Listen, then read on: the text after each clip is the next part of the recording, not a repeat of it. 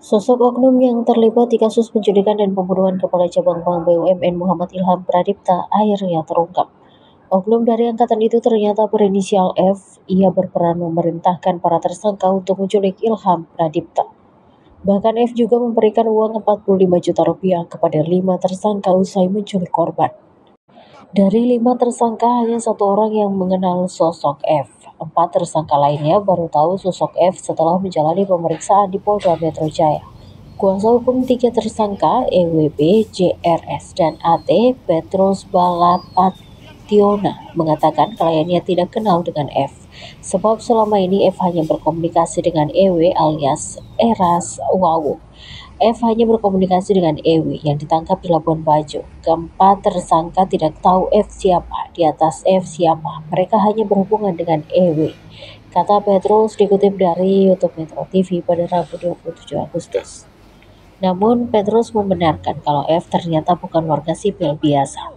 F diketahui merupakan oknum dari angkatan, namun ia enggan merinci dari mana angkatan F itu. Belakangan setelah mereka di BAP di Polda, baru mereka tahu bahwa beliau dari angkatan. F ini adalah angkatan, jelasnya. Ia mengatakan kliennya tidak tahu soal pangkat dan jabatan F. Hanya informasinya angkatan. Pangkat apa, jabatan apa, mereka tidak tahu persis. Yang tahu persis adalah EW, ungkap Petrus. Sementara 4 tersangka hanya diminta oleh EW untuk menyewa mobil rental. EW hanya menyuruh mereka untuk rental mobil 1 untuk mereka pakai pada tanggal 20 itu, jelasnya. Setelah berhasil menculik Ilham Pradipta dan membawanya ke landasan pacu Kemayoran, para tersangka pun menerima uang dari F.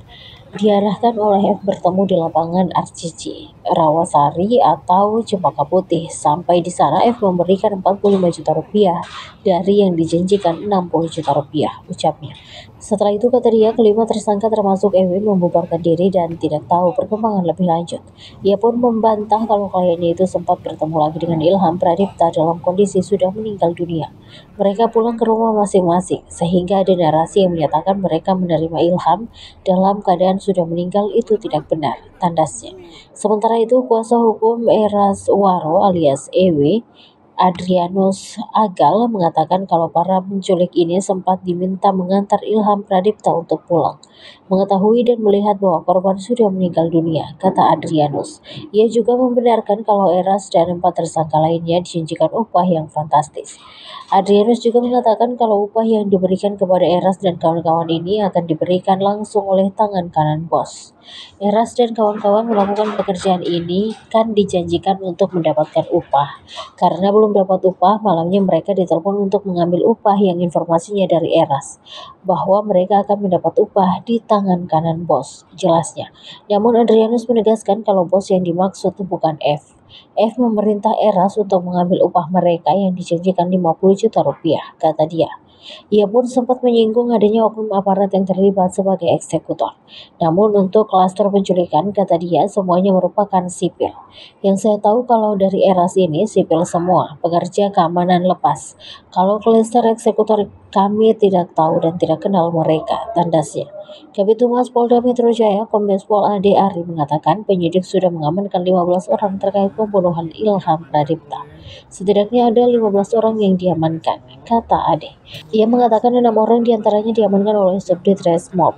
Ke-15 orang itu, kata dia, masih dilakukan pemeriksaan. Namun ia belum membeberkan apa saja perannya. Download Tribun X sekarang, menghadirkan lokal menjadi Indonesia.